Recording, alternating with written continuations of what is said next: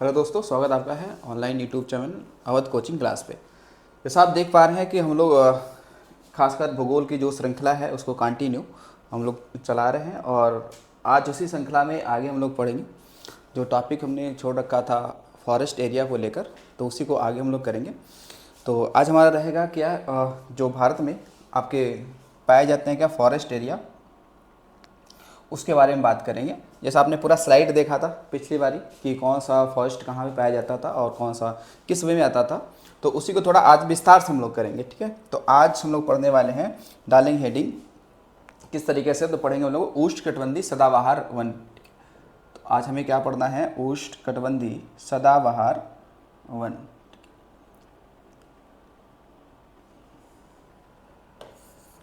उष्णकटिबंधीय सदाबहार वन पढ़ना है।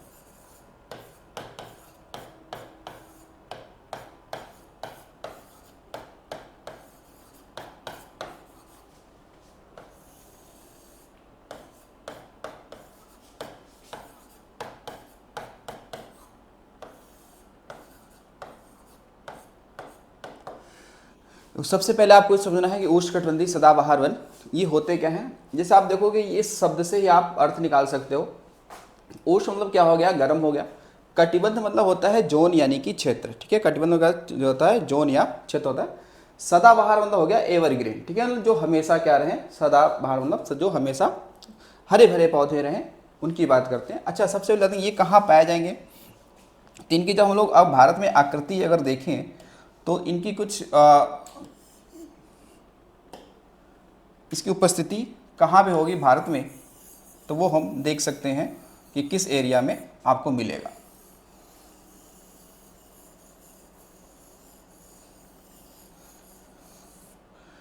तो आपको ये उष्णकटिबंधीय सदाबहार वन वही मिलेंगे जहाँ पर अत्यधिक क्या होती है, वर्षा होती है और ठीक ठाक टेम्परेचर भी हो। ठीक है, तो अगर आप यहाँ पे देखेंगे कि जो आपका ये पश्चिमी घाट जो है, पश्चिमी घाट का जो पश्चिमी ढाल है, क्योंकि सबसे अधिक आप देखेंगे मानसून जो सबसे पहले आता है वो आपको ये केरल के तट पे आता है, यानी मालाबार के तट पे आता है, और अत्यधिक वर्षा आप देखेंगे तो यहाँ पर हो जाती है। इसके अलावा और क्षेत्र देखेंगे तो आपका जो ये मेघालय का क्षेत्र है, ठीक है, मेघालय का क्षेत्र है, यहाँ पर वर्षा की मात्रा ज़्यादा होती है और टेम्परेचर भी ठीक ठाक रहता है, तो वहाँ पर भी आपको उष्णकटिबंधीय सदाबहार वन मिल जाएंगे। कुछ ऐसे भी एरिया हैं, कुछ ऐसे भी एरिया हैं जहाँ पे अत्यधिक वर्षा होती है। जैसे आप देखोगे तमिलनाडु का तट, जैसे कि उत्तर पूर्वी मानसून से वर्षा यहाँ पर हो जाती है, तो यहाँ पर आपको सदाबहार वन मिल जाएंगे। तो यानी कि कंडीशन क्या है कि आपको उष्णकटिबंधीय सदाबहार वन के लिए कंडीशन क्या है कि इसके लिए क्या होना चाहिए, यहाँ इसके लिए होना चाहिए अधिक वर्षा। अधिक वर्षा, अधिक वर्षा कितना, तो हम लोग बात करेंगे अधिक वर्षा होगा कितना, तो 250 सेंटीमीटर वार्षिक। वार्षिक अगर इतनी वर्षा अगर किसी एरिया में हो रहा है तो वो एक कंडीशन है कि वहाँ पे उष्णकटिबंधीय सदाबहार वन मिलेंगे ही मिलेंगे। उसके अलावा टेम्परेचर कितना होना चाहिए, तो टेम्परेचर आपका होना चाहिए लगभग 22 डिग्री सेल्सियस से प्लस होना चाहिए, ज़्यादा होना चाहिए, तो ये कंडीशन ही मिलेगा। उसके अलावा देखेंगे कि जो उष्णकटिबंधीय सदाबहार वन होते हैं इनकी विशेषताएं क्या होती हैं। जैसे विशेषताओं आप देखोगे तो ये क्या होते हैं, अत्यधिक डेंस होते हैं, अत्यधिक सघन होते हैं, इनमें जैव विविधता ज़्यादा मिलती है, इनके वृक्ष काफ़ी ज़्यादा ऊंचे होते हैं, लंबे होते हैं, यानी कि लगभग कुछ तो ऐसे वृक्ष होते हैं जो 60 मीटर से भी आपको ज़्यादा मिल जाते हैं। तो इसकी विशेषताओं में अगर देखेंगे कि इसकी विशेषताएँ क्या हैं, इनकी अगर विशेषताएँ अगर हम देखते हैं तो क्या क्या विशेषताएँ इनकी मिल जाएंगी।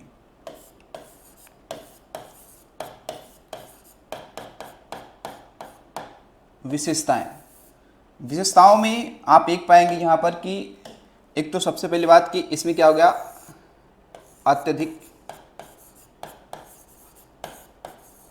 जैव विविधता यानी बायोडायवर्सिटी। इसमें अत्यधिक जैव विविधता आपको देखने की मिल जाएगा। सेकंड, ये अत्यधिक सघन होते हैं, अत्यधिक सघन होते हैं। उसके अलावा आप देखेंगे तो ये कह सकते हैं कि ये इनके वृक्ष अत्यधिक ऊंचे भी होते हैं, अत्यधिक ऊंचे होते हैं। ऊंचे देखेंगे तो लगभग ये 60 मीटर से भी ज़्यादा आपको मिल जाते हैं इनके वृक्ष, ठीक है, 60 मीटर से भी ज़्यादा मिल जाते हैं। उसके अलावा और इसी यह विशेषता हो सकती है, विशेषता हो सकती है कि इन वृक्षों, कह सकते हैं कि इन वनों का दोहन कर पाना थोड़ा मुश्किल है। इन वनों का दोहन कठिन है, या कह सकते हैं वाणिज्यिक जो महत्व है वो काफ़ी कम है। वाणिज्यिक महत्व कम है, ठीक है, वाणिज्यिक महत्व इसका क्या होगा, कम होगा, क्योंकि ज़्यादा क्या होते हैं, सघन होते हैं, तो इनका फिर इनसे कह सकते हो कि इनका उन्मूलन या काटना ये सारा थोड़ा मुश्किल हो जाता है। उसके अलावा आप देखेंगे सदाबहार वन की एक विशेषता कह सकते हैं और भी है कि इसे हम लोग सदापर्णी वन भी कहते हैं, सदापर्णी। तो हम कहेंगे इसका एक अन्य नाम अगर देखा जाएगा तो हम लोग क्या कहेंगे, इसे कहेंगे सदापर्णी वन भी कहते हैं, सदापर्णी वन भी कहते हैं इसे, ठीक है। और आप देखेंगे यहाँ पे इस साइड में आपको एक यूटीज मिल जाएगा जिसका नाम है अंडमान एंड निकोबार, ठीक है, ये कहाँ आपका है, अंडमान एंड निकोबार। तो अंडमान एंड निकोबार को हम लोग कहते हैं उष्ण कटिबंधीय सदाबहार वन का घर कहते हैं, ठीक है। तो यहाँ पर आपको क्या मिलेगा आपको, तो अंडमान एंड निकोबार, ये क्या आपका है, द्वीप समूह है, क्या है, द्वीप समूह है। यानी कुल मिला के आप देखेंगे तो अंडमान एंड निकोबार में कुल 572, कितने, 572 द्वीपों का क्या ये एक कह सकते हैं ग्रुप है, श्रृंखला है। तो अंडमान एंड निकोबार को हम लोग क्या कहते हैं, इसे हम लोग कहेंगे उष्ण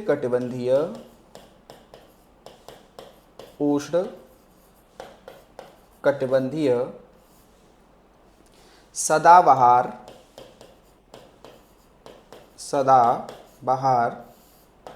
वनों का घर कहते हैं, ठीक है, घर कहते हैं। तो उष्णकटिबंधीय सदाबहार वनों का घर किसे कहते हैं, तो बोलेंगे किसे हम लोग, तो बोलेंगे अंडमान एंड निकोबार को, ठीक है, किसे बोलेंगे, अंडमान एंड निकोबार को कहते हैं। अच्छा, क्या यहाँ पर अंडमान एंड निकोबार में आप देखेंगे तो यहाँ पर सदाबहार वन क्यों पाए जाते होंगे, तो इसका रीजन होगा क्योंकि आप देखेंगे कि अंडमान एंड निकोबार ये भूमध्य रेखा के क्या है, काफ़ी नज़दीक है, काफ़ी नज़दीक है, तो टेम्परेचर तो ज़्यादा होगा ही होगा। उसके अलावा बंगाल की खाड़ी से बहुत सारे मानसून इन पर्वतीय श्रृंखलाओं से टकराते हैं और यहाँ पे अधिक वर्षा भी हो जाती है ठीक ठाक मात्रा में, ठीक है। अच्छा, अभी आप देखो मेरे से आपको एक क्वेश्चन बताना है कमेंट बॉक्स में, ठीक है, आपको क्वेश्चन बताना है कमेंट बॉक्स में क्या, कि अंडमान एंड निकोबार, ठीक है, अंडमान एंड निकोबार की जो राजधानी है पोर्ट ब्लेयर, ठीक है, पोर्ट ब्लेयर, उसका अभी नाम चेंज किया गया है। तो आपको बताना है कि अंडमान एंड निकोबार की राजधानी पोर्ट ब्लेयर का नया नाम क्या है, जो परिवर्तित नाम है, तो आप कमेंट बॉक्स में बताइएगा। चलिए, तो ये देख लिया। अब देखो विस्तार आपने देख लिया, इसका विस्तार कहाँ कहाँ पे, तो इसी स्लाइड पे लिख लेते हैं विस्तार, यानी इनका विस्तार कहाँ मिलेगा, कहाँ कहाँ पे इनका क्या है, विस्तार है, इन वनों का विस्तार। तो विस्तार होगा कहाँ पर, देखिए पश्चिमी घाट के पश्चिमी ढाल पर, पश्चिमी घाट के पश्चिमी ढाल पर, पश्चिमी ढाल पर, ठीक है। तो ये आपका ये पश्चिमी घाट है, देखो ये क्या आपका पश्चिमी घाट है ना, पश्चिमी घाट। तो इस पश्चिमी घाट का जो पश्चिमी ढाल है, ठीक है, पश्चिमी ढाल, ये पूर्वी ढाल होगा और इसका ये पश्चिमी ढाल होगा, ठीक है। तो ये आपका जो है पश्चिमी घाट, ये क्या होगा, इसका होगा कौन सा, ये पश्चिमी ढाल, ठीक है, ये है पश्चिमी ढाल और ये है पूर्वी ढाल, ठीक है, ये है पूर्वी ढाल। यहाँ पर आप देखो क्योंकि मानसून जो चलेगा ना, तो ये पश्चिमी घाट से टकराएगा और टकराने के बाद में क्या होगा, वर्षा इसी साइड होगा, इस साइड नहीं होगा, ठीक है। तो पश्चिमी घाट का जो पूर्वी ढाल है वो आपको वृष्टि छाया क्षेत्र में पड़ता है, यानी रैन शैडो एरिया में पड़ता है, जहां पर बरसात पूरी तरीके से नहीं होती, ठीक है, पूरी तरीके से नहीं होती है, केवल छींटें ही पहुंचती हैं बरसात की। तो पश्चिमी ढाल पर ज़्यादा वर्षा होती है। तो यहाँ पर कैसे वन मिलेंगे आपको, तो यहाँ पर मिलेंगे सदाबहार वन मिलेंगे। इसके अलावा देखा आपने और कहाँ मिलेगा, इसके अलावा देखिए यहाँ पे आपने लिखा है, एक है अंडमान एंड निकोबार, ठीक है, द्वीप समूह को मिलेगा अंडमान एंड निकोबार। इसके अलावा कहाँ मिलेगा, तो मेघालय वाले क्षेत्र मिलेगा। कहाँ पे मिलेगा, मेघालय क्षेत्र मिलेगा, ठीक है, तो यहाँ मिलेगा, ठीक है। ये सारा हो गया। इसके बाद में आपको ये भी ध्यान रखना है कि भाई इस वनों में कौन कौन से वृक्ष आते हैं, वृक्ष कौन कौन से हैं। अगर वृक्ष की हम लोग बात करेंगे तो देखिए कौन कौन से वृक्ष आएंगे, तो इसमें कौन कौन से वृक्ष होंगे। तो वृक्षों की अगर बात करते हैं तो सबसे पहले एक होगा आपका आबनुश, ठीक है, आबनुश। इसके अलावा महोगनी, महोगनी। इसके अलावा आप देखेंगे तो एक होगा बांस, देखो बांस जैसे हम लोग बोलते हैं बम्बू, ठीक है, बम्बू, बांस हो गया। इसके अलावा आप देखेंगे तो रोज वुड आ जाएगा, रोज वुड आ जाएगा, ठीक है, एबोनी आ जाएगा, एबोनी, ठीक है, एबोनी आ जाएगा, ठीक है।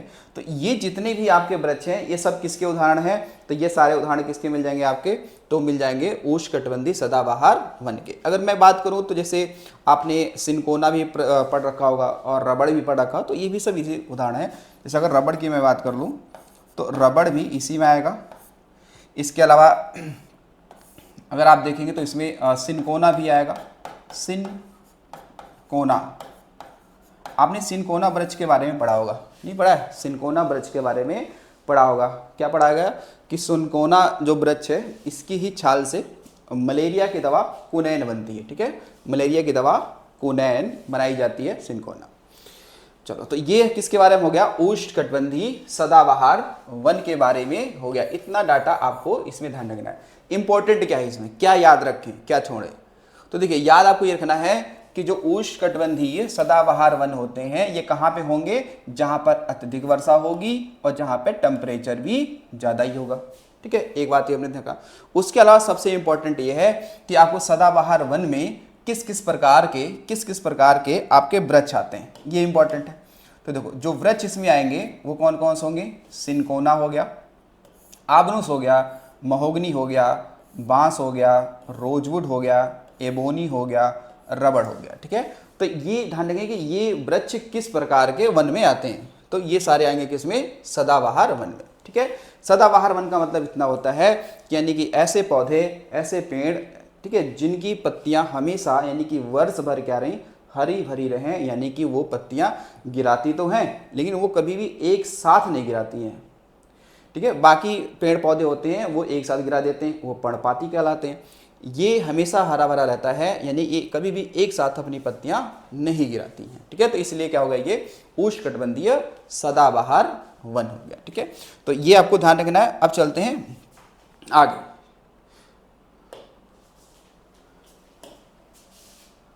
अब देखिए दूसरा हमारा कौन सा होगा टाइप, किस दूसरा टाइप क्या होगा वन का,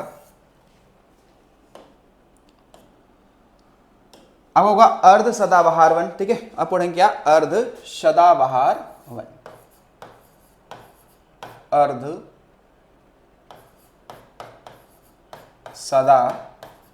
सदाबहार वन, ठीक है, ये होगा अर्ध सदाबहार वन। तो इसमें जो अर्ध सदाबहार है इसमें आप देखेंगे तो इसमें क्या होगा, थोड़ी सी वर्षा की मात्रा यहाँ पे कम आपको देखने की मिलेगी।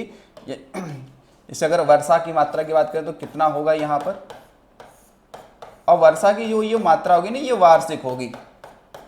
वर्षा की मात्रा कितनी होनी चाहिए यहाँ पर, तो यहाँ पर होनी चाहिए 200 से लेकर कितना 250 सेंटीमीटर वार्षिक, कैसे वार्षिक, ठीक है। तो 200 से 250 सेंटीमीटर। अच्छा वहाँ पे जो सदाबहार था पूर्णतः वहाँ पे कितना था, तो 250 से ज़्यादा था। यहाँ पे क्या है 200 से 250 सेंटीमीटर के बीच वर्षा होनी चाहिए। अब जो अर्ध सदाबहार वन है तो ये कह सकते हैं कि ये हल्का सा, जो आपके उष्णकटिबंधीय सदाबहार वन थे उनसे हल्का ये थोड़ा विरल होते हैं, और जब विरल होंगे तो इनका दोहन करना आसान है, यानी इनको काटना आसान है, इनको वाणिज्यिक तौर पर प्रयोग करना आसान है, इनका उपयोग भी किया जा सकता है, ठीक है। तो ये था अर्ध सदाबहार, कह सकते हैं कि जो उष्णकटिबंधीय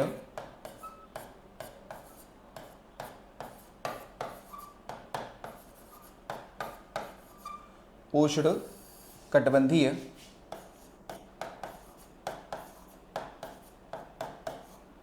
सदाबहार की तुलना में विरल होते हैं।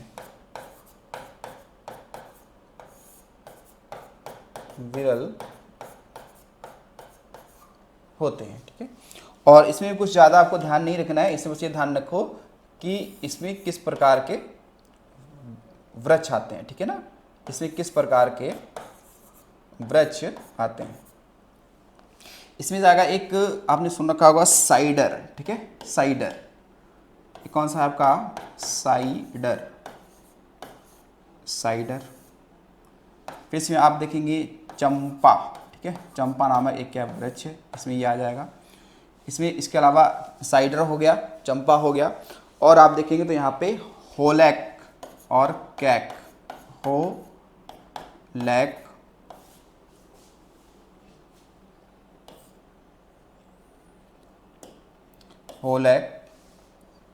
और कैल। ठीक है, इसके अलावा भी आते हैं, लेकिन ये इंपॉर्टेंट है। ठीक है, ये इंपॉर्टेंट है। तो पूछा गया सवाल एक ये है कि जो साइडर है वो किस प्रकार के वन में आता है, तो बताना आपको अर्ध सदाबहार वन में आएगा। किसमें आएगा, अर्ध सदाबहार वन में आएगा। ठीक है, चलिए अगला देखते हैं। अब आते हैं यहाँ पर, अब पढ़ेंगे यहाँ पे जो अगला है, तीसरे नंबर का जो टाइप का है वन, वो कहलाएगा आपका शुष्क पर्णपाती वन। पर्णपाती का मतलब होता है जो पत्तियां अपनी गिरा दें एक साथ में। ठीक है, देखो यहां पढ़ने वाले हम क्या, उष्ण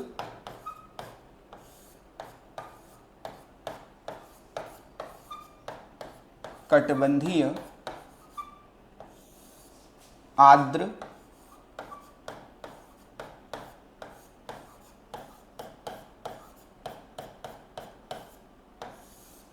पर्णपाती वन। ठीक है, पर्णपाती वन। तो देखिए यहाँ पे उष्णकटिबंधीय आर्द्र पर्णपाती वन। अब देखो पर्णपाती वन जो होते हैं ना, पर्णपाती का मतलब हो गया, सीधे समझो कि पर्ण मतलब हो गया पत्ता और पाती मतलब हो गया गिरना। क्या होगा, गिरना।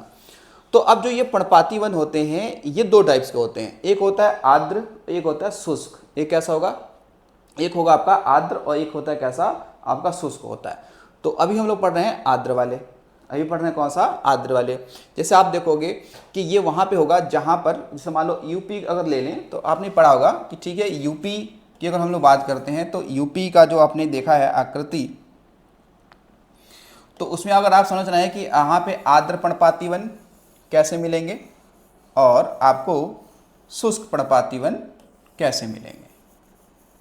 ठीक है, अब जैसे हमें पता है कि यूपी का जो पूर्वी हिस्सा है यहाँ पे क्या मिलेगा आपको, वर्षा की मात्रा ज़्यादा होगी। यानी जैसे आपने पढ़ा कि गोरखपुर में सबसे अधिक वर्षा होती है।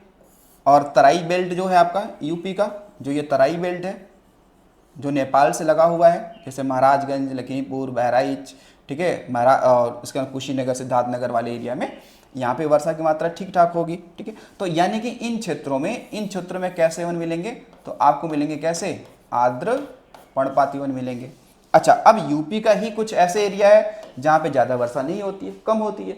जैसे अगर हम बात करें यूपी का पश्चिमी क्षेत्र, जैसे आपने पढ़ा होगा मेरठ, मथुरा, है नहीं। फिर आपने यहाँ पे देखो ये बुंदेलखंड का क्षेत्र हो गया आपका, ये बुंदेलखंड का क्षेत्र हो गया। तो यहाँ पर वर्षा की मात्रा क्या होती है, यहाँ पे वर्षा की मात्रा कम है, तो यहाँ पे कम है तो फिर यहाँ पे कैसा मिलेगा, यहाँ पे मिलेगा शुष्क पर्णपाती वन मिलेगा। ठीक है, पर्णपाती वन मिलेगा।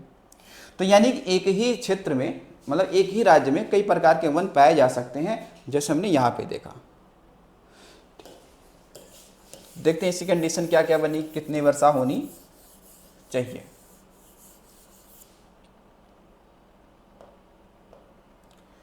ठीक, तो यहाँ पे देखिए वर्षा की मात्रा क्या होनी चाहिए।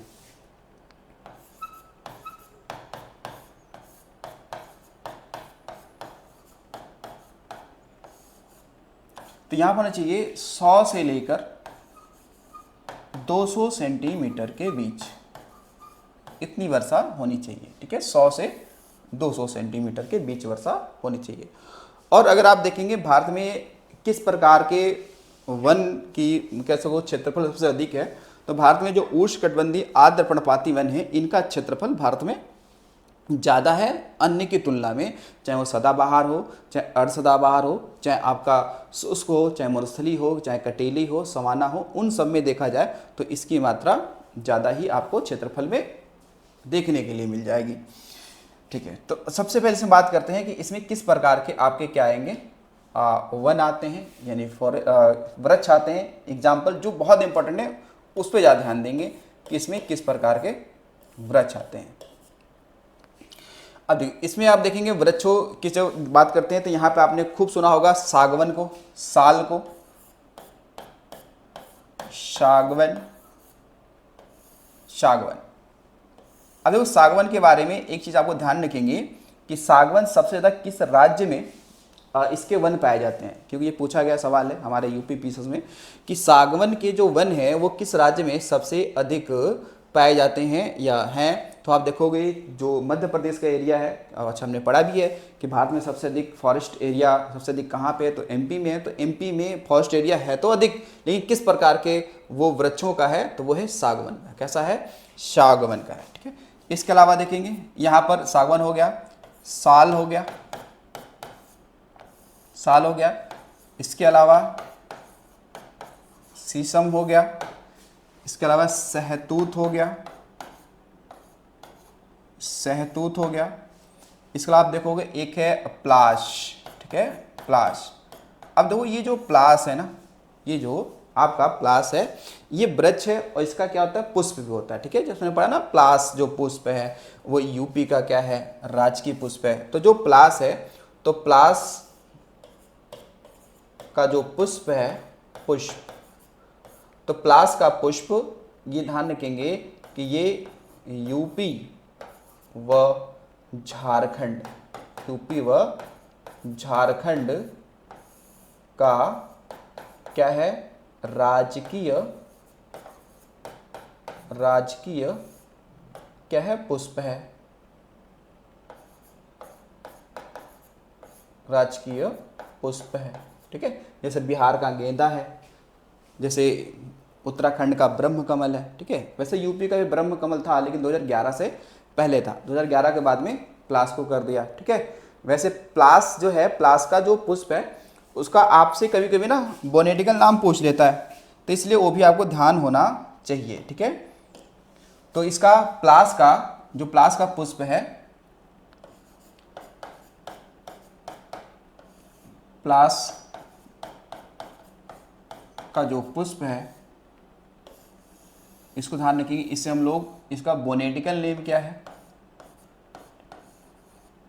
यानी वनस्पति की नाम क्या है इसका, तो बताएंगे वो है ब्यूटिया, ब्यूटिया मोनोस्पर्मा। ठीक है, ब्यूटिया मोनोस्पर्मा इसे बोलते हैं। ठीक है, वैसे कहने के लिए इसे अन्य कई सारे नामों से जानते हैं। इसे हम लोग वैसे तो टेसू भी कहते हैं। ठीक है, टेसू कहते हैं। इसके अलावा इसे ढाक भी कहते हैं। इसके अलावा इसे जंगल की आग भी कहते हैं। क्या बोलते हैं, जंगल की आग बोलते हैं। ठीक है, क्योंकि जब इसके पुष्प जंगल में खिलते हैं तो वो लगता है, दूर से देखेंगे तो आग जैसे ही दिखाई पड़ता है। ठीक है, तो फॉरेस्ट ऑफ द फ्लेम इसे हम लोग बोलते हैं प्लास का पुष्प को। ठीक है, तो इसके अन्य कई नाम हैं। तो एक बार सवाल ऐसे ही पूछा गया है कि जो प्लास का पुष्प है उत्तर प्रदेश का राजकीय पुष्प है, इसके अलावा और ऐसा कौन सा राज्य है जिसका ये क्या राजकीय पुष्प है, तो वो कौन सा हो जाएगा, झारखंड। और झारखंड आप देख ही रहे हैं कि झारखंड यूपी का क्या है, पड़ोसी राज्य ही है जो बिहार से अलग होके बना है। ठीक है, इसके अलावा और भी सारे भी हैं, उनको भी उदाहरण यहाँ पे लिखना ही चाहिए। इसके अलावा देखिएगा, इसके अलावा आपको मिलेगा चंदन। ठीक है, कौन सा, चंदन का वृक्ष। ठीक है, चंदन का वृक्ष।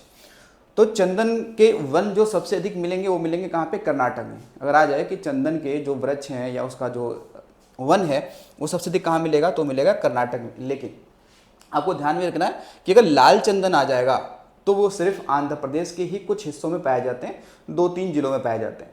तो लाल चंदन आंध्र प्रदेश और सबसे अधिक देखा जाए चंदन के वृक्ष, तो वो आपको कहाँ मिलेंगे, कर्नाटक सबसे अधिक मिलते हैं। यानी चंदन सबसे अधिक कहाँ मिलेगा आपको, किस राज्य में मिलेगा, तो मिलेगा कहाँ पे, कर्नाटक में। कहाँ मिलेगा, कर्नाटक में, ठीक है। अब चंदन को आप कई सारे नामों से जानते हो, जैसे हम लोग उसे मलयज भी कहते हैं, मलय भी कहते हैं, ठीक है, मलयज या मलयज या मलय भी कहते हैं, ठीक है। तो ये हो गया। इसके अलावा और भी कोई आएगा, जैसे आप देखोगे इसमें आने के लिए बेंत भी आ जाता है, ठीक है, बेंत आ जाएगा। इसके अलावा इसमें अर्जुन भी आ जाएगा, ठीक है, अर्जुन, ठीक है, अर्जुन आ गया। तो ये सारे उदाहरण किसके हो गए, तो उष्णकटिबंधीय आर्द्र पर्णपाती वन जो हैं, इसके सारे उदाहरण इसमें आ जाते हैं कि हाँ ये सारे वृक्ष जो हैं वो इसके हैं, ठीक है। इसके अलावा और भी देखेंगे तो इसके अलावा महुआ जो है वो भी आ जाएगा, आंवला है वो भी आ जाएगा, इसी में आ जाता है, ठीक है, महुआ,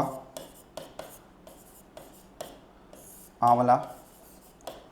तो आपसे अभी क्या बात हुई है, बात यही हुई है ना कि यानी कि भारत में सबसे अधिक एरिया पे विस्तार किस प्रकार के वन का है, तो आर्द्र पर्णपाती वन का है। क्योंकि देखो इसमें बहुत सारे इसके उदाहरण हैं, ठीक है, बहुत सारे इसके उदाहरण आपको देखने के लिए मिल जाते हैं। अच्छा, अब इसकी बात करते हैं कि विस्तार क्या है हमें, यानी कि भारत के किन किन क्षेत्रों में पाया जाएगा। तो अधिकतम तो विस्तार इसका है ही है, अधिकतम विस्तार तो इसका है ही है। तो फिर कहाँ कहाँ मिलेगा, देखो जैसे यूपी में, ठीक है, और यूपी के अंदर चलेंगे, यूपी में अधिकतम कहाँ मिलेंगे, तो वही पूर्वी यूपी और आपका जो तराई बेल्ट है उत्तर का, वहाँ मिलेगा, ठीक है। तो यूपी हो गया। उसके अलावा आपका पश्चिम बंगाल हो गया, ठीक है, कहाँ हो गया, पश्चिम बंगाल हो गया। इसके अलावा आप देखेंगे तो झारखंड है, ठीक है,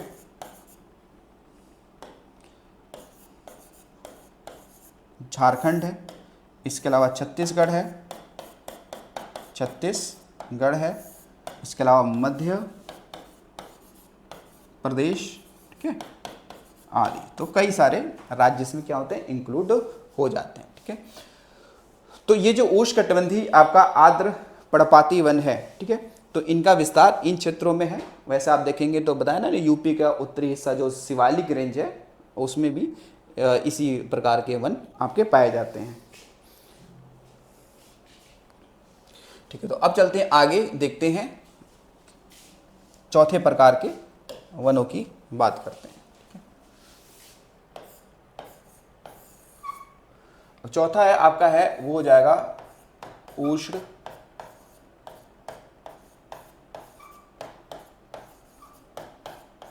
कटिबंधीय शुष्क। अब देखो यहाँ पे केवल शुष्क लिखा होगा क्योंकि वहां पे आर्द्र था, यहाँ पे शुष्क, ठीक है। तो शुष्क पर्णपाती वन, पर्णपाती वन, ठीक है। तो ये क्या होगा, जहां पे वर्षा थोड़ी कम मात्रा में होती है वहां पर ये मिलेंगे। यानी वर्षा की मात्रा वही लगभग 70 से 100 सेंटीमीटर की बात कर सकते हैं यहाँ पे, ठीक है। तो वर्षा की जो मात्रा होगी,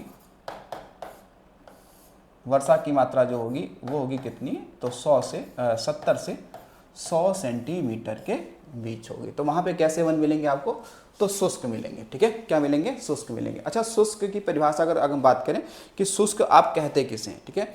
तो शुष्क हम लोग उसे कहेंगे कि मतलब ऐसी, मतलब कह सकते हो कि जो हवा है जिसमें क्या हो, नमी की मात्रा न हो, ठीक है, नमी की मात्रा न हो। तो जिस अगर नमी की मात्रा नहीं है तो वो हवा कैसी होगी, वो हवा होगी शुष्क हवा होगी। कैसे होगी, शुष्क हवा होगी। और ऐसे एरियाज जहाँ पर हवाएं चलती तो हैं लेकिन उनमें नमी कम होती है। और नमी कम क्यों होगी, क्योंकि वहाँ पे वर्षा की मात्रा कम होगी। जब वर्षा की मात्रा कम होगी तो वहाँ पे फिर आपको वनस्पति कैसे मिलेंगे, तो शुष्क पर्णपाती प्रकार के वन मिलेंगे, ठीक है। अच्छा, ध्यान रखिएगा कि जो वन होते हैं, जो फॉरेस्ट होते हैं, कोई भी किसी प्रकार की वनस्पति हो गई, उसका सबसे बड़ा इफेक्ट डालता है वहाँ का जलवायु। जलवायु का मतलब है कि वहाँ पे वर्षा की मात्रा और वहाँ पे टेम्परेचर। अगर इनमें भी देखा जाए कि वनस्पति के विकास में सबसे बड़ा योगदान किसका है, तो अगर सबसे योगदान तो बहुत सारी चीज़ों का है, जैसे टेम्परेचर का भी है, उसके अलावा मिट्टी का भी है, उसके अलावा वहाँ पे देखा जाए वर्षा का भी है।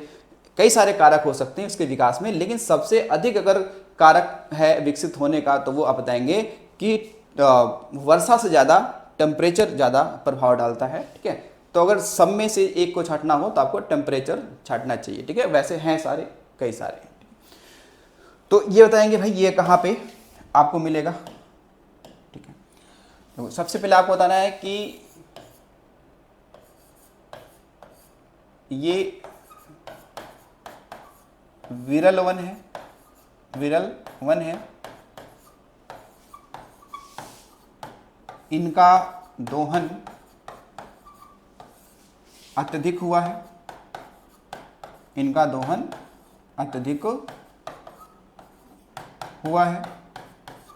और सवाल ये भी पूछा गया है कि किस प्रकार के वो वन होते हैं जहां पर बड़े बड़े जानवरों का आवास होता है, जो बड़े साइज का होते हैं जानवर उनका क्या है, आवास भी है, तो वो यही वन है, ठीक है ना। क्यों? क्योंकि ये इसमें क्या हुआ, पेड़ पौधे थोड़ा दूर दूर होंगे, ठीक है, दूर दूर होते हैं, तो फिर यहाँ पे जानवरों को आवास भी बनाया जा सकता है, कि वो जितने घने वन होंगे वहाँ पर किसी का आवास हो पाना बड़ी मुश्किल है, चाहे जानवर हो या किसी अन्य प्रकार के चीज जीव जंतु हो। तो आप यहाँ पे कह सकते हैं कि इस वन में, इस वन में कुछ जानवरों का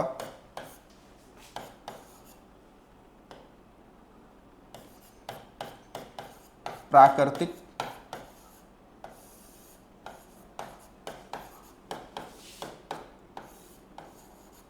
आवास भी होते हैं, आवास भी होते हैं। अगर जैसे मैं कुछ की बात कर लूँ, जैसे देखो आप, ये हो सकता है जैसे हाथी हो गई, हाथी हो गए, इसके अलावा इसमें आपके गैंडे की बात करते हैं, गैंडा, इसके अलावा इसमें चीता, ठीक है, चीता, जैसे हिरण आदि। तो इनकी क्या होते हैं, प्राकृतिक क्या होते हैं, आवास भी होते हैं, ठीक है। चलिए एक मेरा सवाल और भी आपके सामने होगा, बताना होगा कि कोई भी जानवर हो सकता है, जैसे मान लो वो शेर भी हो गया, या फिर कह सकते हैं अन्य प्रकार के कोई भी जानवर अगर अपने प्राकृतिक आवास में कितने सालों तक न दिखे, कितने सालों तक न दिखे, तो उसे हम लोग विलुप्त प्राय घोषित कर देते हैं। क्या 25, 50, 75 या 100 साल, यानी वो अपने प्राकृतिक आवास में कितने सालों तक न दिखे, तो हम ये मान लेंगे कि हाँ कि वो जानवर विलुप्त हो चुका है, ठीक है, इस पृथ्वी से, ठीक है। तो आपको ये भी बताना रहेगा, ठीक है, प्राकृतिक आवास जानवरों को मिलेंगे, जैसे ये कुछ हो गया, ठीक है। अच्छा, इसका अगर हम विस्तार की अगर बात कर लेते हैं, विस्तार की बात कर लेते हैं कि इस वन प्रकार के वन का जो विस्तार होगा वो किन क्षेत्रों में होगा। देखिए, तो ये कैसे, क्या इसका यूपी में नहीं मिलेगा? मिलेगा, यूपी में मिलेगा भाई। यूपी में आपने देखा आर्द्र का मिल रहा था, इसका मिल रहा था, लेकिन अंतर क्या है, तो यूपी के किन क्षेत्रों में, तो आप कहोगे कि जैसे यूपी का क्या होगा, पश्चिमी क्षेत्र, ठीक है। इसके अलावा कौन सा, तो बुंदेलखंड वाला क्षेत्र, बुंदेलखंड वाला क्षेत्र यहाँ पे ऐसे ही मिलेंगे। उसके अलावा देखेंगे कर्नाटक, कर्नाटक, केरल का पूर्वी क्षेत्र, पूर्वी क्षेत्र, क्यों पूर्वी इसलिए, पूर्वी इसलिए क्योंकि यहाँ पे वर्षा की मात्रा क्या होगी, कम होगी भाई, पश्चिम तो ज़्यादा होगी ना, क्योंकि मानसून ही दूर से आता है। कर्नाटक के पूर्वी, फिर से देखेंगे तमिलनाडु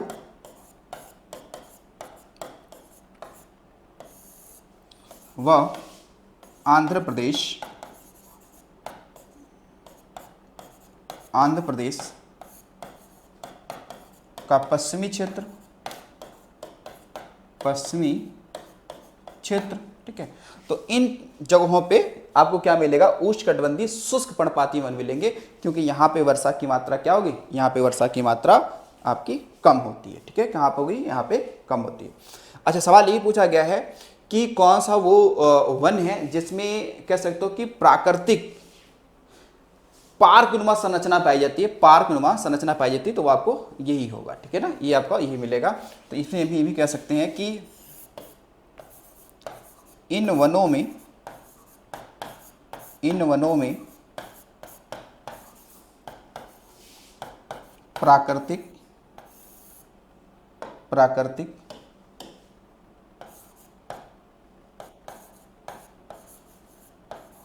पार्कनुमा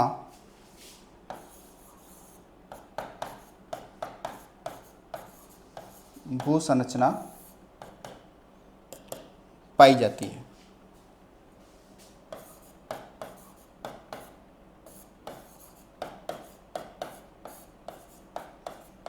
पाई जाती हैं, ठीक है, पार्कनुमा भूसंरचना पाई जाती हैं। अब इसमें हम लोग बात करेंगे, इसमें आपके वन जो होंगे वो कैसे आपके वन मिलेंगे, ठीक है, कैसे आपके वन मिलेंगे, यानी कि किस प्रकार के वृक्ष इसमें आपको आते हैं, ठीक है, किस प्रकार के वृक्ष आते हैं। तो चलो इसको देख लेते हैं कैसे आपके इसमें वृक्ष आएंगे, किस टाइप के।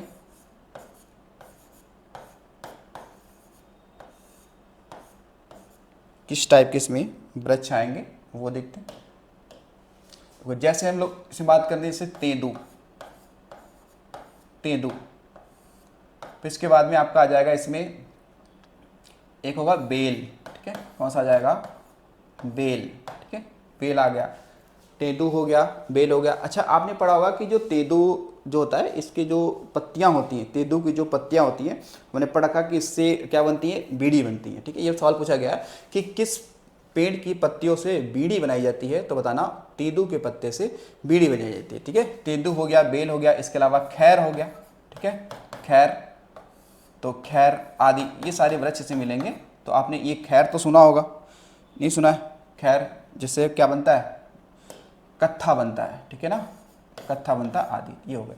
तो ये ध्यान रखना, तेंदू के पत्तियों से क्या बनती है, बीड़ी बनाई जाती है, ठीक है। जैसे हमारे यूपी में बीड़ी उद्योग बहुत ज़्यादा फेमस है, कहाँ पर, मिर्ज़ापुर में, कहाँ पे है, मिर्ज़ापुर में फेमस है, ठीक है, मिर्ज़ापुर में बहुत ज़्यादा प्रसिद्ध है। तो ये समझ गए हम, क्या ये समझ गए। देखो तो यहाँ पे हमने पढ़ा क्या, अभी इसको एक बार फिर से देख लेते हैं। देखो यहाँ से सबसे पहले हमने शुरुआत की थी इसकी, कौन सा, उष्णकटिबंधीय सदाबहार वन की, ठीक है, उष्णकटिबंधीय सदाबहार वन की थी। अब देखा था इसकी वर्षा की मात्रा कितनी हुई, 250 सेंटीमीटर से ज़्यादा होनी चाहिए, 22 डिग्री सेल्सियस से ज़्यादा तापमान होना चाहिए। विशेषताएं क्या हैं आपने ये भी देख लिया यहाँ पर।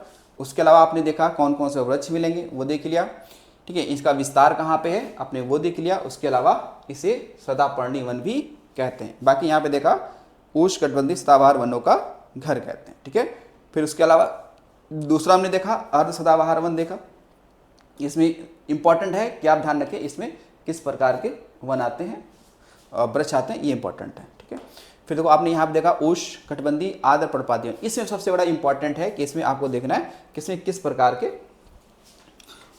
वृक्ष आते हैं। तो हमने ये वाला डाटा ध्यान रखिएगा कि जो सागवन है, सागवन के अत्यधिक वन कहाँ मिलते हैं, अधिक वन कहाँ मिलेंगे, मध्य प्रदेश में, सबसे अधिक कहाँ मिलेंगे, मध्य प्रदेश में। फिर देखा साल, शीशम, सहतूत, पलाश, चंदन, बेत, अर्जुन, महुआ, आंवला, ये सब किस में आते हैं, ये आर्द्र पर्णपाती वन में आएंगे। तो पर्णपाती समझ पा रहे हो, पर्णपाती वन वो होते हैं जो अपनी पत्तियां एक साथ गिरा देते हैं और एक साथ नए उसमें निकलते हैं। तो इसका विस्तार कहाँ पे होगा, तो यूपी, पश्चिम बंगाल, झारखंड, छत्तीसगढ़, मध्य प्रदेश, इन क्षेत्रों में आपको मिल जाएगा। उसके अलावा देखेंगे उष्णकटिबंधीय जो शुष्क पर्णपाती वन है, जहाँ पे थोड़ी सी वर्षा की मात्रा कम होगी आर्द्र की तुलना में, वहाँ पर, ठीक है, जहाँ पे 70 से 100 सेंटीमीटर वर्षा होती हो। इसमें वृक्ष के टाइप क्या हैं, तेंदू, बेल, खैर और आदि, ठीक है। इसके अलावा ये विरल होते हैं, इनमें दोहन अत्यधिक हुआ है, यानी ज़्यादा इसको काटा पीटा गया है इसमें। और आप देखेंगे कहीं ना कहीं खासकर जो झूम कृषि की बात करते हैं, तो झूम कृषि, ठीक है, ध्यान रखना, झूम जो कृषि है वो इन्हीं वनों को काट कर, ठीक है, वहाँ पे किया गया है, तो ये ज़्यादा विरल हो गए हैं वर्तमान में, ठीक है। और इसमें कुछ जानवरों के प्राकृतिक आवासी पाए जाते हैं, जैसे हाथी, गैंडा, चीता। विस्तार कहाँ पे, यूपी का बुंदेलखंड, कर्नाटक, केरल का पूर्वी हिस्सा, तमिलनाडु, आंध्र प्रदेश का पश्चिमी हिस्सा, ठीक है। और इसमें पार्कनुमा संरचना पाई जाती है, ठीक है। चलो अब आते हैं आगे, अभी 5वें नंबर पे।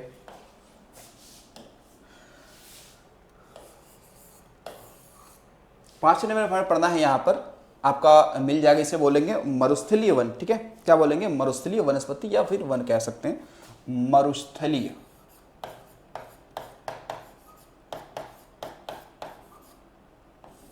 मरुस्थलीय वन, यानी जो आपके डेजर्ट फॉरेस्ट होते हैं उनके बारे में। अब जो मरुस्थलीय वन आपको कहाँ मिलेगा, भाई हमारे भारत में तो आप जानते हो कि मरुस्थल किस क्षेत्र में, तो वहीं मिलेगा, लेकिन केवल वहीं मिलेगा भारत में, तो ऐसा संभव नहीं है।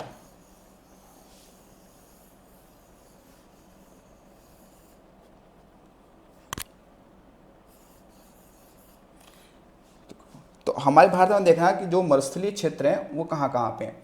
जैसे कि आपने देखा ये हिस्सा आप देखेंगे यहाँ पर, तो वो ऐसे आपका राजस्थान का है। ऊपर ऐसे देखेंगे पंजाब का है, ठीक है, पंजाब है, राजस्थान है, ठीक है। और यहीं पे आप देखेंगे तो ये हरियाणा वाला क्षेत्र है, ठीक है, यहाँ पे HR है, हरियाणा का क्षेत्र है। और ये हल्का सा मतलब पूरा कह सकते हैं तो यहाँ पर ये गुजरात का क्षेत्र है जो जुड़ा हुआ है, ठीक है। अब देखो भारत में हमारे रेगिस्तान तो पाया जाता है, उस रेगिस्तान का नाम क्या है, तो आपने पढ़ेंगे थार का रेगिस्तान। कौन सा? थार रेगिस्तान। लेकिन थार रेगिस्तान जो है वो केवल भारत में ही नहीं है, भारत के साथ साथ में इसका विस्तार पाकिस्तान में भी है। यानी कि जो थार रेगिस्तान है उसका सबसे बड़ा हिस्सा तो पाकिस्तान में है, हमारे यहाँ तो भारत में क्या है, कम ही है, ठीक है। तो जो पाकिस्तान में एक राज्य है कौन सा, पंजाब वाला क्षेत्र, वहाँ पे इसका ज़्यादा विस्तार है। हमारे भारत में देखेंगे तो राजस्थान में इसका विस्तार ज़्यादा है, लेकिन केवल राजस्थान में है तो ऐसा नहीं है। जो थार रेगिस्तान है इसका विस्तार की बात करें तो ये गुजरात में भी इसका विस्तार है, पंजाब में भी है और राजस्थान में भी है इसका विस्तार है। लेकिन अधिकतम विस्तार कहाँ पे, तो राजस्थान में, यानी कि लगभग 85% हिस्सा हमारे भारत में थार रेगिस्तान का राजस्थान में है, बाकी जगहों पे है, ठीक है। तो इनका क्षेत्र नहीं मिलेगा। अब देखो जो मरुस्थल, सबसे बड़ी बात ये होती है कि आप बताओ कि कोई ऐसा एरिया जहाँ पर कितना % वर्षा हो तो हम उसे मरुस्थल यानी डेजर्ट घोषित कर सकते हैं। वैसे मरुस्थल दो प्रकार के होते हैं, एक होता है शीत मरुस्थल और एक होता है उष्ण होता है। तो हमारे भारत में दोनों भी प्रकार के पाए जाते हैं, शीत और उष्ण दोनों पाए जाते हैं। जैसे अगर शीत की बात करोगे यानी कि कोल्ड डेजर्ट, तो आपको लद्दाख वाला क्षेत्र मिल जाएगा, और उष्ण की बात करोगे तो ये राजस्थान वाला हिस्सा आपको मिल जाएगा। तो ये आपको ध्यान रखेंगे हमेशा कि अगर जो किसी भी एरिया में अगर जो 25 सेंटीमीटर से कम वार्षिक वर्षा हो रही है तो उसको हम लोग बोलेंगे उष्ण मरुस्थल। क्या बोल देंगे, वो एरिया कैसा होगा, उष्ण मरुस्थल होगा। लेकिन यदि अगर जो 10 सेंटीमीटर, ध्यान देंगे कि अगर 10 सेंटीमीटर से भी कम वार्षिक वर्षा होती हो एनुअली, यानी कि 10 सेंटीमीटर से कम वर्षा होती हो तो उसे हम लोग बोल देंगे कोल्ड डेजर्ट, यानी कि शीत मरुस्थल, ठीक है। कोल्ड डेजर्ट जैसे भारत में है लद्दाख का एरिया, ठीक है, जैसे उष्ण वाला जैसे है आपका राजस्थान के एरिया, ठीक है। तो ये ध्यान रखिएगा, मरुस्थल दो प्रकार होते हैं, शीत और उष्ण। तो भारत में दोनों भी प्रकार के पाए जाते हैं। तो मरुस्थलीय जो वन है इसके लिए कंडीशन क्या है, तो हम लोग बात करते हैं कि इसके लिए वर्षा सबसे बड़ा इंपॉर्टेंट पॉइंट इसमें है कि वर्षा जो है वहाँ पर क्या होनी चाहिए, 25 सेंटीमीटर से कम होनी चाहिए वार्षिक तौर पर, ठीक है, 25 सेंटीमीटर। तो उसे हम बोलेंगे मरुस्थल कह सकते हैं। अब ये मरुस्थलीय एरिया जो होंगे ये हमारे भारत के, हम भारत का वन पढ़ रहे हैं तो भारतीय परिप्रेक्ष्य में ये कहाँ पे होगा, तो भारतीय परिप्रेक्ष्य देखेंगे तो कहेंगे कि पूरा अगर देखें तो जो आपका पश्चिमी राजस्थान है, पश्चिमी राजस्थान, फिर उसके अलावा पश्चिम दक्षिण पंजाब व उत्तरी गुजरात, ठीक है, और कुछ हिस्सा हरियाणा का भी आता है हल्का फुल्का, लेकिन नकारा नहीं जा सकता है, ठीक है। तो इन एरिया में आपको कैसे वन मिलेंगे, तो मिलेंगे मरुस्थलीय वन मिलेंगे, ठीक है। वैसे आप देखेंगे तो भारत जो आपका उत्तर प्रदेश है, उत्तर प्रदेश का भी एरिया कुछ मरुस्थलीय एरिया है जो किससे लगा हुआ है, जो राजस्थान से लगा हुआ है, जैसे आगरा वाला एरिया, ठीक है, जैसे आगरा और मेरठ जिले राजस्थान से लगे हुए हैं। तो आगरा में भी आप देखेंगे मरुस्थलीय का विस्तार है, लेकिन बहुत कम है। अब देखिए मरुस्थलीय जो वन होते हैं इनमें किस किस प्रकार के वन आएंगे, यानी इसमें वृक्ष कौन कौन से हैं, वृक्ष कौन कौन से इसमें शामिल होते हैं। तो इसमें आपके शामिल हो जाएगा, जैसे कह सकते हैं खेजड़ी, खेजड़ी का वृक्ष आपने सुना होगा, खेजड़ी। खेजड़ी जो है इसको ध्यान देंगे कि ये राजस्थान का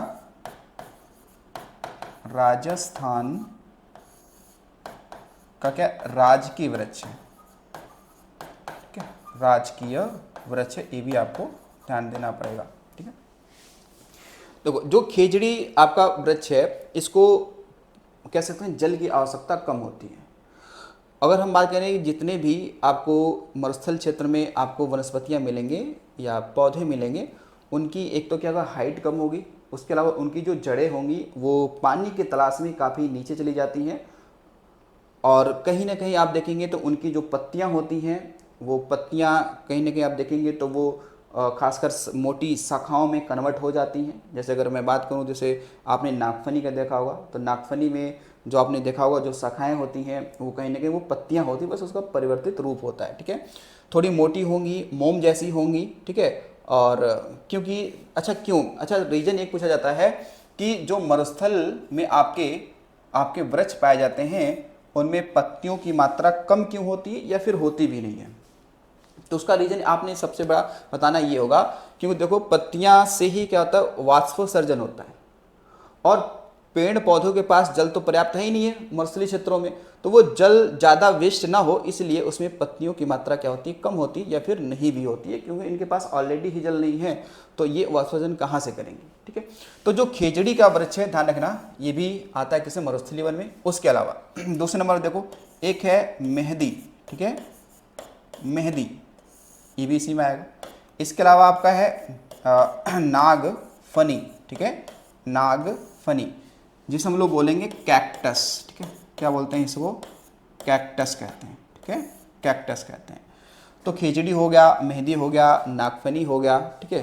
तो ये किस में आते हैं, तो मरुस्थलीय वनों में इनको क्या करते हैं हम लोग, शामिल कर लेते हैं, ठीक है। तो अच्छा, खास कर इसमें कुछ ऐसे पेड़ पौधे हैं देखो जिसमें कहीं ना कहीं आपको कांटे मिल जाएंगे, ठीक है, क्या होंगे, कांटे मिल जाएंगे। वो कांटे भी लगभग देखेंगे तो वो पत्तियों का ही थोड़ा परिवर्तित रूप है।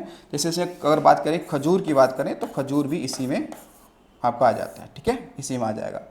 उसके अलावा आप देखेंगे तो और भी सारे इसमें आ जाएंगे, जैसे और भी सारे इसमें आ जाएंगे। तो ये ध्यान रखेंगे आपकी, तो ये इंपॉर्टेंट है, क्या है, खेजड़ी, मेहंदी और नागफनी यानी कि कैक्टस, ये सब इसमें आएंगे।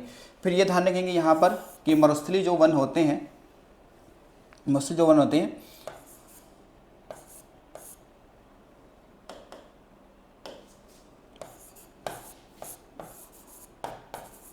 ये वृक्ष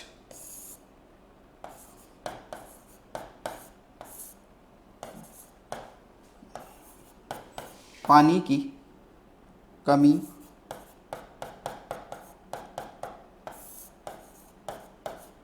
महसूस करते हैं,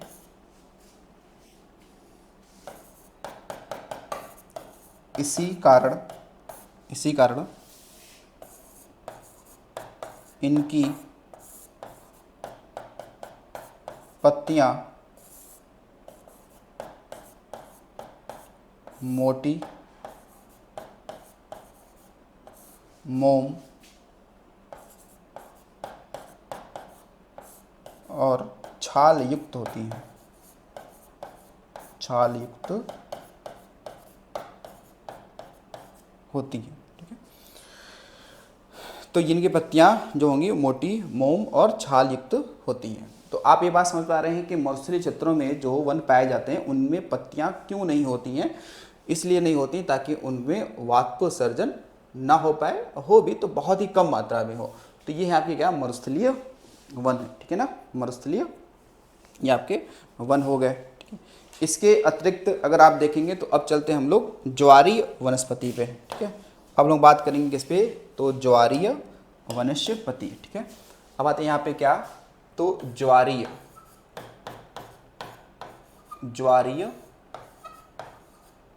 वनस्पति या वनस्पति या फिर वन भी कह सकते हैं, वन, ज्वारीय। तो ये ज्वारीय वनस्पति क्या होते हैं, देखो ज्वारीय वनस्पति आपको वहीं मिलेंगे जैसे कि जो आपके समुद्र का जो किनारा है, यानी जहाँ पे नदियाँ अपनी मुहाना बनाती हैं, यानी जी निम्न डेल्टाई जो क्षेत्र होते हैं वहाँ पे ज्वारीय वनस्पति पाए जाते हैं। यानी कि एक ऐसा एरिया जहाँ पे खारे जल और मीठे जल, क्योंकि समुद्र में पानी कैसा है, खारा है, और नदियों का पानी कैसा है, तो मीठा है, तो जहाँ पे ये दोनों आपस में मिल रही होंगी और वहाँ पे कीचड़ युक्त मिट्टी हो, वहाँ पर आपको कैसे वनस्पति मिलेंगे, तो ज्वारीय वनस्पति मिलेंगे। अब जो ज्वारीय वनस्पतियां होती हैं ये कहीं ना कहीं इनकी जो जड़ें होती हैं वो गुरुत्वाकर्षण के विपरीत विकसित होती हैं। यानी बहुत सारे ऐसे ज्वारी वन में ऐसे बहुत सारे वृक्ष हैं जिनकी जड़ें नीचे जाने की बजाय ऊपर की तरफ आती हैं, यानी गुरुत्वाकर्षण के विपरीत विकसित होती हैं। तो ये इसकी विशेषता है। उसके अलावा इनकी जिनमें जो भी वृक्ष पाए जाएंगे उनकी जड़ें क्या होती हैं ना, काफ़ी ज़्यादा फैली होती हैं और मिट्टी को काफ़ी ज़्यादा ये बांध के रखती हैं। और कभी भी जैसे भूकंप या कह सकते हो कि सुनामी जैसी प्राकृतिक आपदा आती है तो उन मिट्टी को बहुत ज़्यादा बांधे रखती है ताकि मिट्टी का वहाँ से कटाव ना हो। तो कभी कभी सवाल आता है कि किस प्रकार के वन सुनामी भूकंप जैसी प्राकृतिक आपदाओं से बचाने का कार्य करते हैं, तो वो कौन सा हो जाएगा, फिर ज्वारीय वनस्पति हो जाएगी। अब इसके भी तो कई सारे नाम हैं, इसके क्या हैं, कई सारे नाम हैं, ठीक है। पहले इन पे अन्य नामों की अगर हम बात करें कि इसके अन्य नाम क्या है भाई, देखो इसके अन्य नाम आपसे पूछ लेगा कि इसके क्या है अन्य नाम क्या है, क्योंकि एक नाम तो है नहीं इसका। इसको हम लोग मैंग्रोव वन भी कहते हैं, ठीक है। ध्यान रखिए क्या बोलते हैं इसे, तो मैंग्रोव वन कहेंगे। इसके अलावा इसे वेलांचली, ठीक है, वेलांचली वन भी कहते हैं। इसके अलावा इसे अनूप वन भी कहते हैं, अनूप वन कहते हैं। इसके अलावा कच्छ वनस्पति भी कहते हैं, कच्छ वनस्पति भी कहते हैं, ठीक है। तो ये इनके नाम भी होते हैं, ठीक है। तो ज्वारी जो वनस्पति है उसके मैंग्रोव वन भी कहेंगे, वेलांचली वन भी कहेंगे, अनूप वन कहेंगे और कच्छ वन कहेंगे। वेलांचली का मतलब होता है समुद्र का किनारे वाला हिस्सा, ठीक है। तो अब जो ज्वारी वनस्पति है ये इसका विकास किन क्षेत्रों में होगा, यानी कि हम विकास की बात करते हैं, विकास कहाँ पे होगा। देखो जब विकास की लोग बात करेंगे इसका विकास कहाँ पे होगा तो हम लोग बता सकते हैं, देखिएगा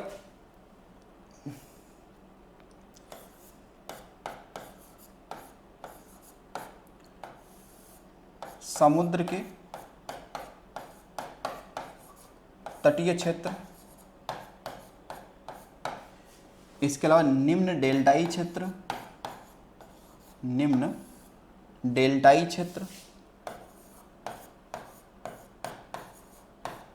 डेल्टाई क्षेत्र वाले हिस्सों में क्या होगा, इसका विकास होगा, ठीक है, वहां पे इसका विकास होगा। तो अब इसमें ये भी देख सकते हैं हम लोग कि इसका विस्तार आखिर में हुआ कहाँ कहाँ पे है, इसका विस्तार आखिर हुआ कहाँ कहाँ पे है। तो इसके विस्तार की अगर हम बात करेंगे, देखिए विस्तार कहाँ पे हुआ है, तो कह सकते हैं जैसे आपका पश्चिम बंगाल में,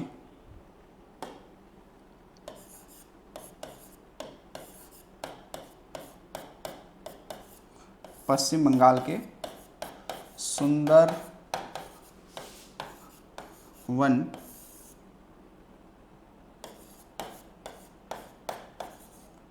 डेल्टाई क्षेत्र में, डेल्टाई क्षेत्र, ठीक है, यहाँ पे इसका विकास हुआ है ज्वारी वन का। इसके अलावा देखेंगे जो आपका गुजरात में, गुजरात के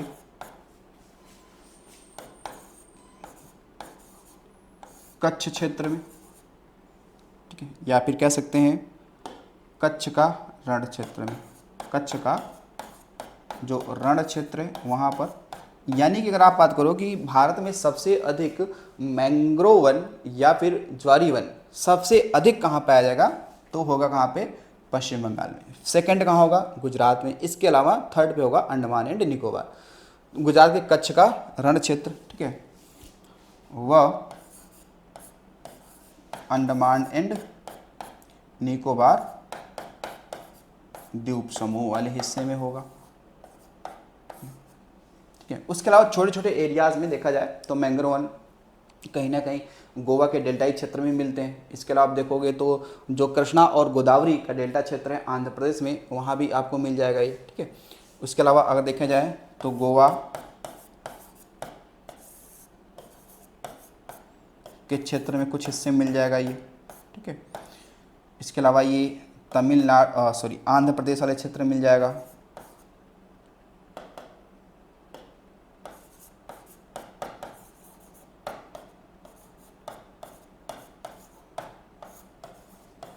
आंध्र प्रदेश के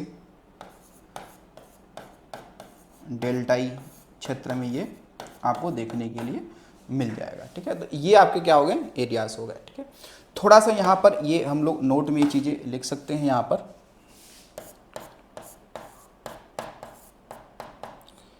कि सबसे अधिक मैंग्रोव वन कहाँ पे पाए जाएंगे। तो इनका क्रम लगाना हो, यानी कह सकते हैं कि सर्वाधिक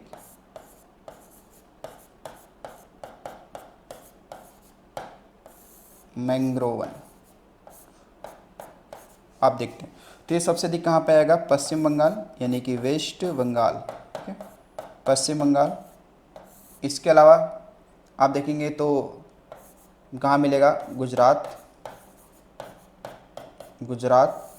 और इसके अलावा देखेंगे तो अंडमान एंड निकोबार। ठीक है, तो सबसे अधिक मैंग्रोव कहाँ मिलेंगे, पश्चिम बंगाल। सेकंड में कहाँ मिलेगा, गुजरात में आपको देखने के लिए मिल जाएगा। ठीक है, अब देखो इनकी ज्वारी वन की अगर हम थोड़ी विशेषताओं की बात कर लें,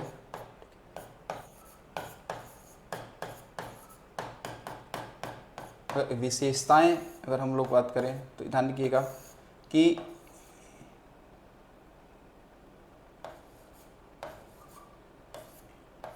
इनमें कुछ ऐसे वृक्ष हैं जिनकी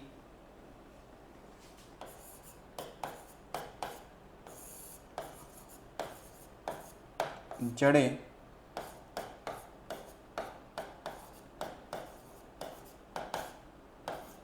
गुरुत्वाकर्षण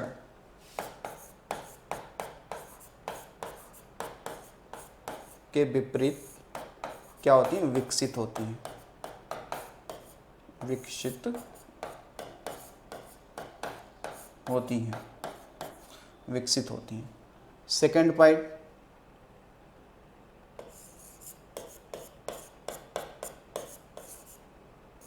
मैंग्रोव वन के वृक्ष की जड़ें प्राकृतिक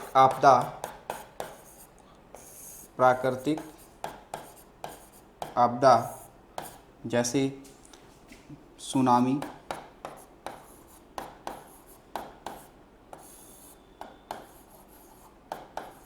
भूकंप, ठीक, प्राकृतिक आपदा से सुरक्षा प्रदान करती हैं, सुरक्षा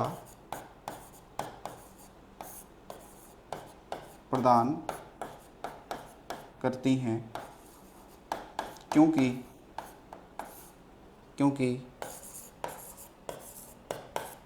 इनकी जड़ें मिट्टी को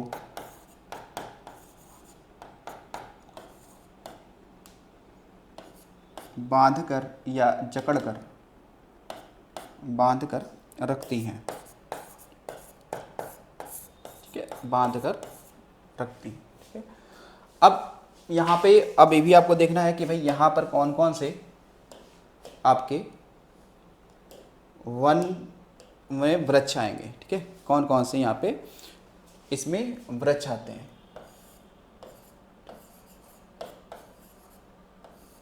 वृक्षों की बात करते हैं, सबसे पहले एक तो हो गया आपका सुंदरी।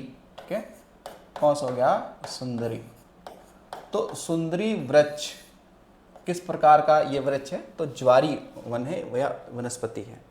अब देखो सुंदर वन का जो डेल्टा है, सुंदर वन का जो डेल्टा है, इसका नाम सुंदर वन क्यों पड़ा है, क्योंकि इस डेल्टाई क्षेत्र में सुंदरी नामक वृक्ष पाए जाते हैं, इसके वजह से इसका नाम सुंदरवन पड़ा है। और सुंदरवन के डेल्टाई क्षेत्रों में आपने पढ़ा होगा कि सुंदरवन के डेल्टाई क्षेत्र में क्या मिलते हैं, तो यहाँ पे आपको पाए जाएंगे रॉयल बंगाल टाइगर। तो रॉयल बंगाल टाइगर आपको ये इन क्षेत्रों में देखने के लिए मिल जाएंगे। ठीक है, और यही हमारा क्या है, राष्ट्रीय पशु भी है ना। टाइगर तो है लेकिन टाइगर में भी कौन सा है, तो रॉयल बंगाल टाइगर ये हमारा क्या राष्ट्रीय पशु है, जिसकी उपस्थिति आपको कहाँ मिलेगी, पश्चिम बंगाल के डेल्टाई क्षेत्र कौन सा, सुंदरवन का।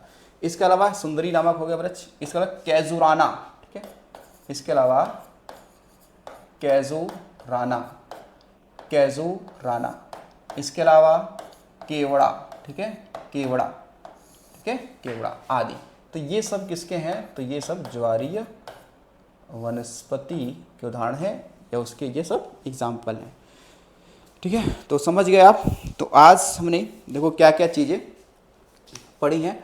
तो वनों के प्रकार पढ़े हैं किसके आधार पर, ये पढ़े हमने वर्षा के आधार पर, ठीक है। अभी तो हमें हाइट के आधार से पढ़ना है कि ऊंचाई पे जाएंगे तो कैसे कैसे वन आपको मिलेंगे, ठीक है। तो ये हमने सारा देख लिया आज। जैसे आपने देखो पढ़ा, हमने पहले ज्वारी वन पढ़ लिया, इसके अलावा हमने क्या पढ़ा, मरुस्थलीय वन पढ़ लिया इसके बारे में।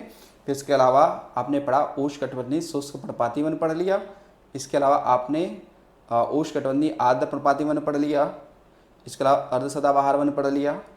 और शुरुआत हमने यहाँ से की थी उष्णकटिबंधीय सदाबहार वन से की थी, है नहीं। तो ये आपने देख लिया। तो अब हम लोग भाई मिल लेंगे अगले वीडियो में। आज के लिए इतना ही, तो मिलते हैं अगली वीडियो में और फिर अगली श्रृंखला के साथ। तो आज के लिए इतना ही। Thanks for watching.